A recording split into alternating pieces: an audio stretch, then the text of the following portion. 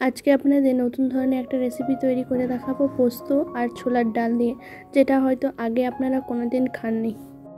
সম্পূর্ণ রেসিপিটা দেখার অনুরোধ রইল। আশা করি আজকের রেসিপিটা আপনাদের খুবই ভালো লাগবে। চলেন রেসিপিটা শুরু করা যাক। প্রথমে আমি ছোলার ডাল নিয়ে নিয়েছি, যেটা আমি আগে থেকে রাতে ভিজিয়ে রেখে দিয়েছিলাম। ছোলার ডালটা ভালো করে ধুয়ে পরিষ্কার করে নেবেন। এরপর ছোলার ডালটা আমি মিক্সি বলের মধ্যে দিয়ে দিচ্ছি। পরিমাণ মতো জল দিয়ে ভালো করে পেস্ট তৈরি করে নেবেন। ছোলার ডালের পেস্ট তৈরি করা হয়ে গিয়েছে। এরপর একটা পাত্রের মধ্যে ছোলার ডালটা রেখে দিচ্ছি। এরপর ছোলার ডালের পেস্টের মধ্যে দিয়ে দেবেন 1 চামচ হলুদ গুঁড়ো, স্বাদ অনুযায়ী লবণ আর 1/2 চামচ লঙ্কা গুঁড়ো দিয়ে ভালোভাবে মিশিয়ে নেবেন।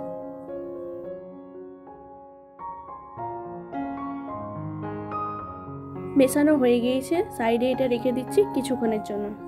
এখানে আমি 40 গ্রাম পোস্ত নিয়ে নিয়েছি। পোস্তটাকে ভালো করে সেল দিয়ে আমি বেটে নেব।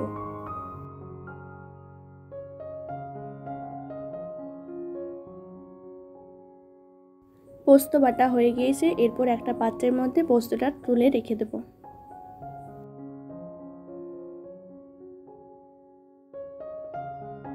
এরপর কড়াইয়ের মধ্যে দিয়ে দিচ্ছি সর্ষের তেল। তেল যখন গরম হয়ে আসবে তখন 5 ফোড়ন দিয়ে দেবেন এখানে। এরপর ছোলার ডালের যে পেস্টটা তৈরি করেছিলাম এই চামচে করে দিয়ে দেবেন। হাত দিয়ে চ্যাপ্টা আকৃতি না করে এইভাবে চামচে করলে আপনাদের অনেক সুবিধা হবে।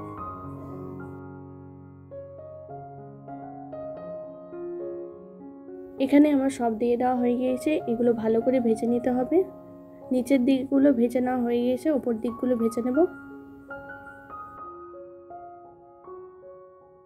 আশা করি দেখে বুঝতে পারছেন যে ভাজা হয়ে গিয়েছে। এরপর একটা পাত্রের মধ্যে সবগুলো তুলে রেখে দেব। ভেজে যাওয়া তেলটা যখন ঠান্ডা জল হয়ে যাবে তখন কড়াইয়ে পরিমাণ মতো জল দিয়ে দেবেন। এরপর এখানে দিয়ে দিচ্ছি 3 ভাগের 1 ভাগ হলুদ গুঁড়ো, স্বাদ অনুযায়ী লবণ আর 1/2 চামচ লঙ্কা গুঁড়ো। এইভাবে যখন ফুটবে তখন ভেজে রাখা বড়াগুলো দিয়ে দেবেন।